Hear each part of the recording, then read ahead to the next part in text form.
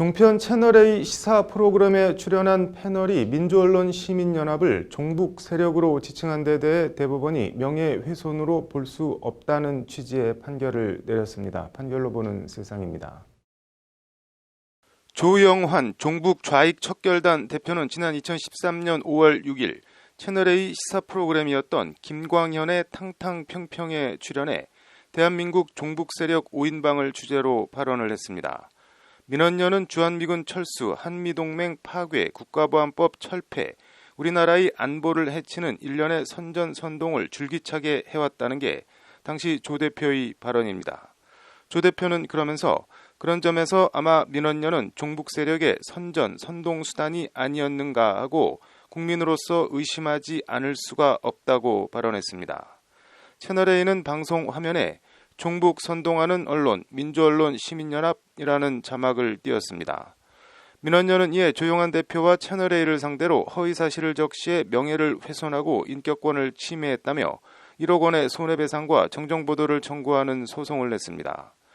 1심은 명예훼손 자체는 인정하면서도 언론 시민단체인 민원연에 대한 이념 검증에는 공익성이 있어 위법성이 조각된다며 원고 패소로 판결했습니다.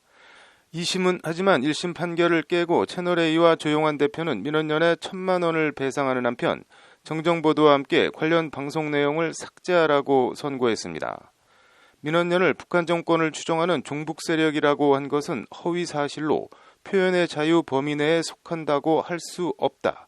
단순히 수사적인 과장으로 허용되는 범위에 있다고 볼 수도 없다는 것이 2심 재판부 판단입니다.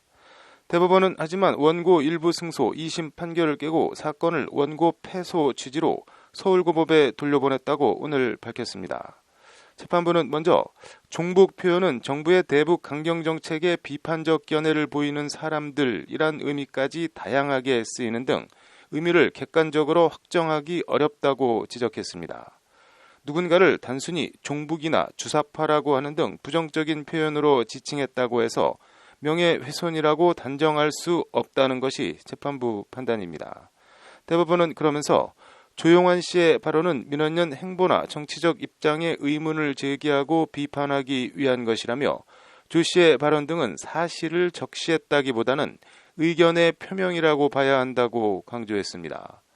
피고들의 손해배상 책임을 인정하고 채널A의 정정보도 등을 명한 원심 판단엔 관련 법리를 오해한 잘못이 있다는 게 대법원 판시입니다.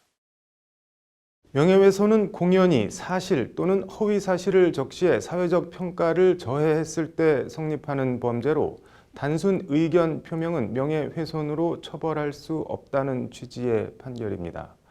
종북 표현은 명예훼손이 아니다는 대법원 판결. 허위사실 적시와 의견 표명, 그 경계가 때로는 참 모호해 보입니다. 판결로 보는 세상입니다.